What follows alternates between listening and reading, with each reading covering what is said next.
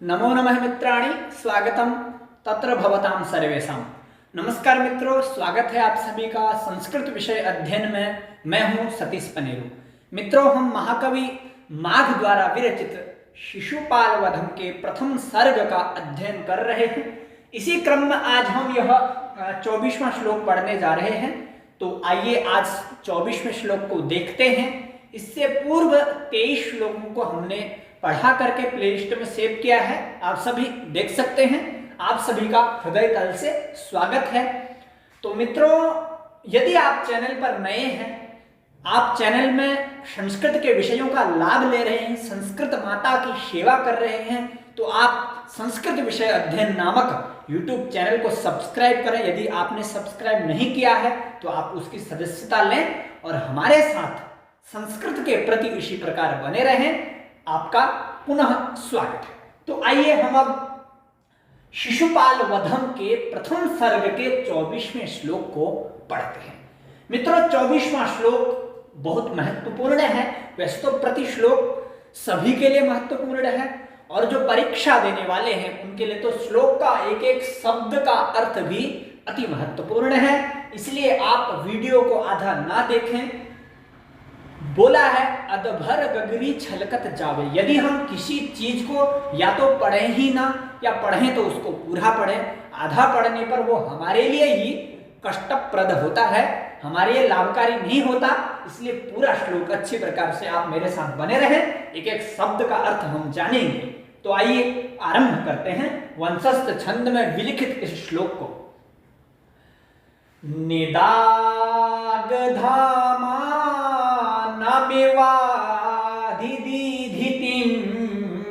मित्रों, देखिए उनके शब्दों का चमत्कार देखिए, जिन्होंने कितने सुंदर शब्दों को और अपनी पूर्ण कला के द्वारा किस प्रकार से सजोया है, पिरोया है, उनको देखिए। निदाग धामा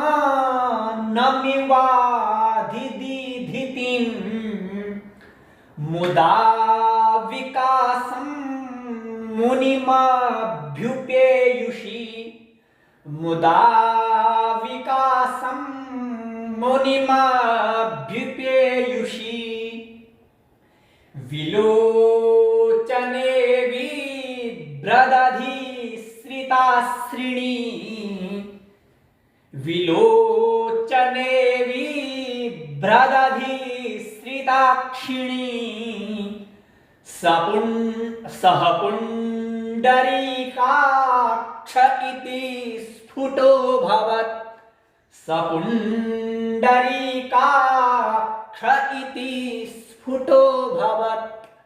तो मित्रों, इस प्रकार का यह श्लोक है।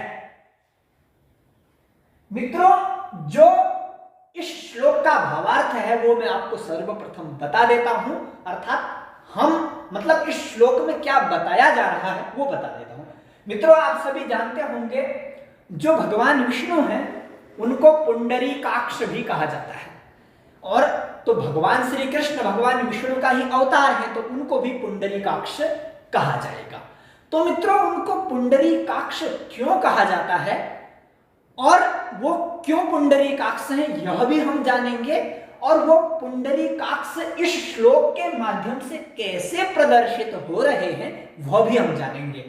तो मित्रों, इससे पूर्व प्रसंग जान लेते हैं। तो आप सभी जानते हैं ब्रह्मापुत्र देवर्षि नारद भगवान श्री कृष्ण के भवन में द्वारिका में आ चुके हैं। दोनों आपस में समक्ष बैठे हुए हैं। अब इससे पूर्व 23 और 22वें श्लोक में उनके स्वरूपों का वर्णन किया था कि किस प्रकार के देवर्षि नारद लग रहे हैं और किस प्रकार के भगवान श्री कृष्ण लग रहे हैं। और उसके बाद यह बताया था कि दोनों का जो रूप है एक में मिल गया है, दोनों एक वर्ण हो गए हैं। तो मित्रों, इस श्लोक में अब पुनः भगवान श्री कृष्ण के पुंडरीकाक्ष स्वरूप का वर्णन किया है कि वो पुंडरीकाक्ष देवर्षि नारद के सामने बैठे हुए कैसे लग रहे हैं। तो मित्रों, पुंडरीकाक्ष उनका नाम क्यों पड़ा, इस कथा को भी मैं इस श्लोक के अध्ययन के अंतिम में बताऊंगा।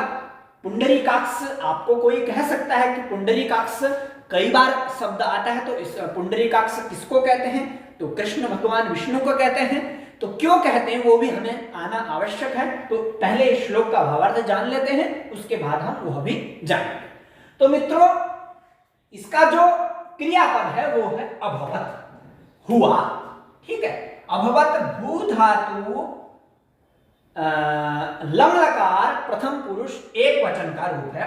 तो भूतकाल को बता रहा है, भूतकाल की कथा बता रहे हैं महाकवि माघ हमको। अभवत यानी कि हुआ। क्या हुआ? स्फुटित हुआ। स्फुटित मतलब स्पष्ट हुआ, प्रत्यक्ष रूप से अच्छी प्रकार से स्फुटित हुआ। स्फुटः अभवत, स्फुटो अभवत। क्या स्फुट हुआ? पुंडरीकाक्ष इति, सह पुंडरीकाक्ष इति किम इति रूपम स्फुटो अभवत। अर्थात वह पुंडरीकाक्ष जो भगवान श्री विष्णु का जो रूप है, पुंडरीकाक्ष जो नामक उनको बोला गया था, वह स्फुटित होने लगा। अर्थात जिस कारण उनका नाम पुंडरीकाक्ष पड़ा था, वही कारण, वही नाम आज उनके सामने सार्थक होने लगा है। वही श्लोक के माध्यम से बता रहे हैं। सपुंडरीकाक्ष अर्थात वह पुंडरीकाक्ष नाम वाला इति स्फुटः अभवत। पुंडरीकाक्ष वाले भगवान विष्णु यानी कि भगवान विष्णु का ही रूप भगवान श्री कृष्ण में दिखाई देने लगा, ऐसा बता रहे हैं। तो ये कैसी अवस्था में दिखाई देने लगा, ऐसा बताते हैं कि अभ्युपेयुषी, अभ्युपेयुषी मतलब अभी उप आयेषु, अर्थात समस्त उनके देवर्षि नारद के समक्ष हो जाने पर, उनके प्रसन्न हो जाने पर अभ्युपेयुषी है। किसके क्या हो जाने पर? विकासम, विकासम प्रसन्नम, प्रसन्नम अभ्युपेयुषी सति, अर्थात समक्षे प्राप्ते सति, अर्थात उनके समक्ष हो जाने पर। किसके? विकासम, प्रसन्नता। किसकी? मुनि, मुनि की, नारदम। किसके द्वारा? मुदा, प्रसन्नता के कारण, अर्थात खुशी के कारण, हर्ष के कारण मुनिम विकासम अभ्युपेयुषी, उन देवर्षि नारद की विकासता अर्थात प्रसन्नता समक्ष आ जाने के कारण। मुनिम कीदृशम मुनि, वो मुनि किस प्रकार के हैं, इस विशेषण के माध्यम से उनको अलंकृत किया गया है। वो है निदाग धामानम इव अधिधितम, अधिदिधितम, बोला निदाग धामानम, इतना होगा, इव लगाया है उपमा के लिए। तो निदाग कहते हैं, निदाग का मतलब होता है उष्णता, तेज, अर्थात जो नितराम दह्यते अनेन, निरंतर जिसके द्वारा जला जाता है, जो तेज होता है वो तपा देता है किसी भी चीज को। तो वो तेज ऐसा किसका तेज होता है? सूर्य का। तो निदाग धाम, धाम मतलब आश्रय, स्रोत जिसका है, किसका है निदाग धाम, अर्थात तेज हमें किससे मिलता है? सूर्य से। तो निदाग धामानम अर्थात सूर्यम, ये निदाग धामानम किसके लिए किया गया है प्रयोग? सूर्य के लिए। तो निदाग धामानम इव भी कह सकते हैं हम, सूर्यम इव भी कह सकते हैं, अर्थात तेज का जो धाम है उस सूर्य इव के समान अधिदीक्षितम, अधि अत्यधिकम, दीधितिम तेजम। ठीक है, अर्थात भगवान सूर्य के समान अत्यधिक तेज को धारण करने वाले मुदा विकासम मुनिम अभ्युपेयुषी, अर्थात सूर्य के समान तेजस्वी, सूर्य के समान तेज को धारण करने वाले प्रसन्नता से युक्त देवर्षि नारद यानी कि मुनि के प्रसन्न हो जाने पर, उनके खुशी से अभ्युपे, अभि माने समक्ष, अभि, अभि इत्याभिमुख्यम कहा गया है निरुक्त में, तो अर्थात अभि यानी कि समक्ष हो जाने पर। फिर उसके बाद बोला अधिक अधिश्रित अक्षिणी विलोचने विभ्रत। अधिश्रित अक्षिणी मतलब कहने का अधिश्रिताः, अधिश्रिताः श्री याभ्याम, अर्थात अधिश्रित कर लिया गया है श्री यानी कि शोभा को, जिन्होंने, जिन्होंने किन्होंने? विलोचनाभ्याम, विलोचनों ने। तो ते विलोचने, उन विलोचनों के हो जाने पर उन विलोचनों से युक्त सह पुंडरीकाक्ष इति स्फुटो अभवत्, वह पुंडरीकाक्ष स्फुटित अर्थात पुंडरीकाक्ष वाला उनका जो रूप है वो स्फुटित होने लगा। कब?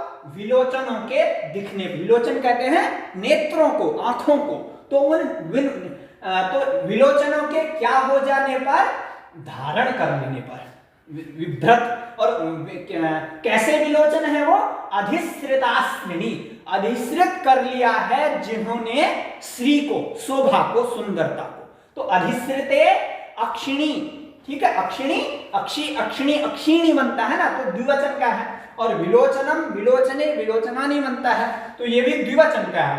तो अधिश्रित अक्षिणी विलोचने विभ्रत, अर्थात शोभा से युक्त नेत्रों को धारण कर लेने पर वह पुंडरीकाक्ष नामक रूप उन भगवान श्री कृष्ण का स्फुटित होने लगा, अर्थात पुंडरीकाक्ष नामक रूप में वो दिखने लगे। क्या हो जाने पर? निदाग धामान विवाधि दीधितिम मुदा विकासम मुनिम अभ्युपेयुषी, अर्थात सूर्य के समान महान तेज को धारण करने वाले मुनि देवर्षि नारद के प्रसन्नता से समक्ष होने के कारण, हो जाने पर, ऐसा इस श्लोक का भावार्थ है। अर्थात इस श्लोक के माध्यम से यह हमें पता चलता है कि उनके पुंडरीकाक्ष रूप को इसमें प्रकट किया गया है उनके नेत्रों के माध्यम से। तो मित्रों, अब हम यह जानते हैं, मैंने बोला था आपको बताऊंगा श्लोक के अंत में, तो इनका पुंडरीकाक्ष नाम इसलिए पड़ा है मित्रों, जब भगवान विष्णु शिव की आराधना कर रहे थे तो उन्होंने 1000 यानी कि सहस्त्र कमलों को अर्पित करने का प्रण लिया था कि 1000 कमलों से उनकी आराधना करेंगे, उनको चढ़ाएंगे। तो मित्रों, उन्होंने 999 कमलों को चढ़ा दिया, एक कमल कम पड़ गया। तो उन्होंने आराधना पूरी करनी थी, तब पूरा करना था, तो उन्होंने अपने नेत्र को निकाल करके ही भगवान शिव के लिए अर्पित कर दिया। तो मित्रों, तो वो जो तब से तो मित्रों जो पुंडरीकाक्ष है, पुंडरीक बोला जाता है कमल को, पुंडरीक किसको बोला जाता है? कमल को। तो पुंडरीक इव अक्षिणी यस्य सह पुंडरीकाक्ष, अर्थात पुंडरीक के समान आंखें हैं जिसकी, पुंडरीक के समान क्यों हो गई? क्योंकि उन्होंने कमल के समान अपनी आंख को मान करके शिव जी के लिए चढ़ा दिया। उन्होंने सोचा कि एक कमल कम पड़ गया तो मेरा आंख भी कमल की ही तरह है, उन्होंने कमल को पुंडरीक समझकर अर्थात कमल समझकर ही चढ़ा दिया। तो इसलिए तब से उनके नेत्र का नाम, उनके नेत्रों की जो उपमा दी गई कमल से दी गई, तो इसलिए पुंडरीक की तरह आंखें हैं जिसकी, ऐसा कौन होगा? पुंडरीकाक्ष, अर्थात भगवतो विष्णु। तो मित्रों, इस प्रकार से पुंडरीकाक्ष भगवान विष्णु का नाम पढ़ा। आशा है आप सभी को समझ में आया होगा। तो मित्रों, इस श्लोक में भी यही भावार्थ बताया गया है कि महान तेजस्वी देवर्षि नारद के प्रसन्न हो जाने पर भगवान श्री कृष्ण के नेत्रों ने सुंदरता को धारण करते हुए अपने पुंडरीकाक्ष नामक रूप को स्फुटित कर दिया, स्पष्ट कर दिया, अर्थात सभी को, वह जितने भी वहां पर लोग बैठे हुए थे उनको पुंडरीकाक्ष वाले रूप में दिखाई देने लगे। इतना इस श्लोक का भावार्थ है मित्रों। तो आशा है आप सभी को समझ में आया होगा। यदि आपको वीडियो इत्यादि अच्छे लगते हैं तो चैनल को सब्सक्राइब करें, कमेंट करें, लाइक करें और अपने मित्रों को भी पढ़ने का अवसर दें। तो अगले वीडियो में आपसे मिलते हैं। नमः संस्कृताय।